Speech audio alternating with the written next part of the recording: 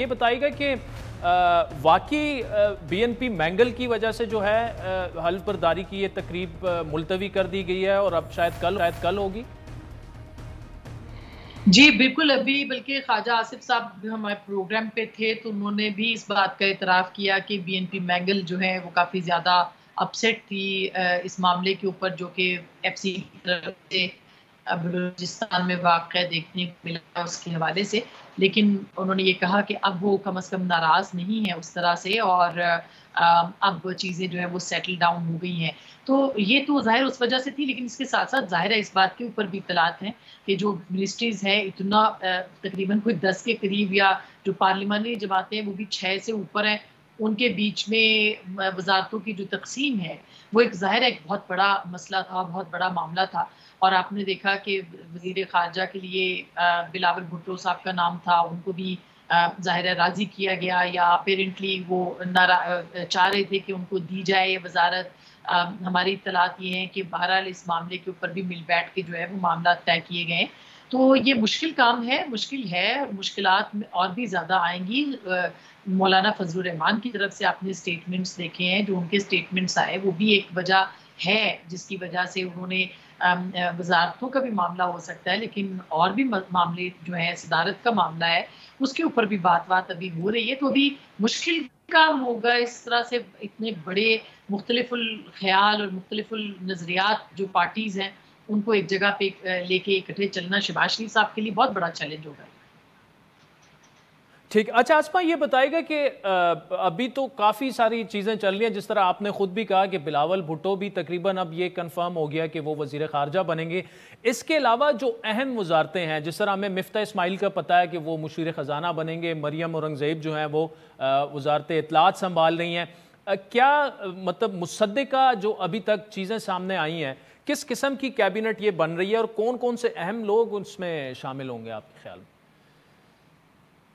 ابھی جو خواجہ صاحب نے آن دا ریکارڈ ظاہر ہے ہمارے پروگرام میں بتایا، انہوں نے کہا بہت سی چیزیں میں نہیں بتا سکتا، لیکن جو اقتصادیات کی ہے وہ ایاز صادق صاحب کے پاس منسٹری جا رہی ہے. اسی طرح سے وزیر مملکت برائے خارجہ جو ہے وہ اوپر یعنی بڑے منسٹر کے طور پہ بلاول صاحب ہیں، ہنا ربانی کھر صاحبہ ہیں. اسی طرح سے انہوں نے یہ بتایا کہ پیٹرولیم کو لک آفٹر کریں گے ہمارے شاہد خاقان عباسی صاحب.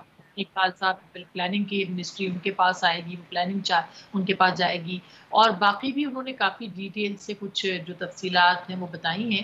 اور ظاہر ہے کہ یہ سب چیزیں کل میرا خیال ہے 10 یا 11 بجے جو ہے وہ کابینہ کی حلف برداری ہے، اس پہ سب چیزیں سامنے آ بھی جائیں گی.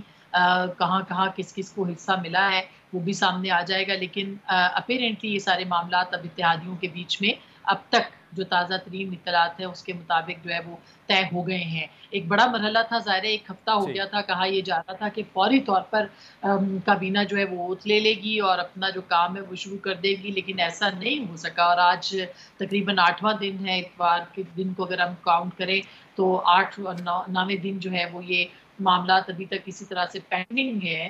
یہ ایک چیلنج بھی ہے اور اس طرح سے سب کو ساتھ لے کے چلنا آگے بھی جا کے بہت بڑا چیلنج ہوگا. لیکن اہم جو وزارتیں ہیں ان کا تقریباً اب جو ہے فیصلہ ہو چکا ہے. داخلہ کا رانا ثناء اللہ صاحب کے پاس ہے، وہ پہلے سے ہی زرداری صاحب نے خود ہی اناؤنس کر دیا تھا. قانون کا صاحب کا قانون کی وزارت جو ہے وہ بالکل تارڑ صاحب کے پاس. اچھا مجھے آسما یہ بتائے گا کہ جو 2 اور اہم فیصلے ہیں، ایک تو صدارت کا، دوسرا چیئرمین سینٹ کا، اس پر یہ جو ہمارے پاس خبریں آ رہی ہیں کہ ابھی تک اس پر کوئی اتفاق رائے نہیں ہے. شاید مولانا صاحب بھی صدر بننا چاہتے ہیں، زرداری صاحب بھی خواہش مند ہیں، اور چیئرمین سینٹ کا عہدہ جو ہے وہ نون لیگ اپنے پاس رکھنا چاہ رہی ہے، لیکن پیپلز پارٹی سمجھتی ہے کہ یہ ان کا حق ہے.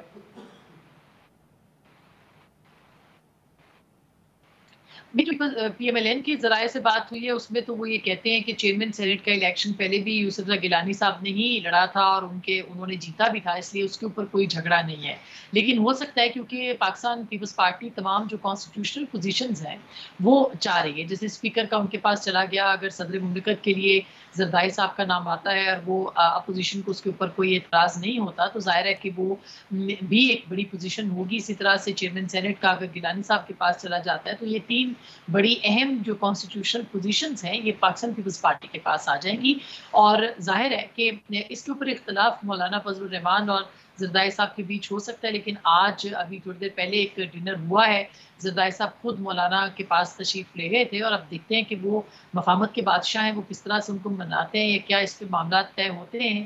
لیکن یہ دلچسپ ہوگا کہ مواخذے کی تحریک کے ذریعے سے صدر مملکت کو ہٹایا جاتا ہے یا اور طرح کے جو پریشرز ہیں ان کو سامنے لایا جاتا ہے. لیکن یہ بھی ایک کانسٹیٹیوشنل کرائسس اس وقت پنجاب کے گورنر کے بعد سے جو ہے وہ اختیار کر چکا ہے. نہ وہ کیبنٹ کے اوتھ لے رہے ہیں عارف الوی صاحب, نہ وہ انہوں نے پرائم منسٹر کا اوتھ لیا ہے, اور ابھی بھی کہا جا رہا ہے کہ چیف الیکشن کمشنر کے خلاف بھی آج جو عمران خان صاحب نے انڈیا دیا ہے کہ شاید وہ کوئی ریفرنس دائر کریں گے. تو یہ ایک کافی دلچسپ ہو جائے گا کہ اپوزیشن جو ہے وہ کس طرح سے ان کو اپنی پوزیشن سے ہٹاتی ہے.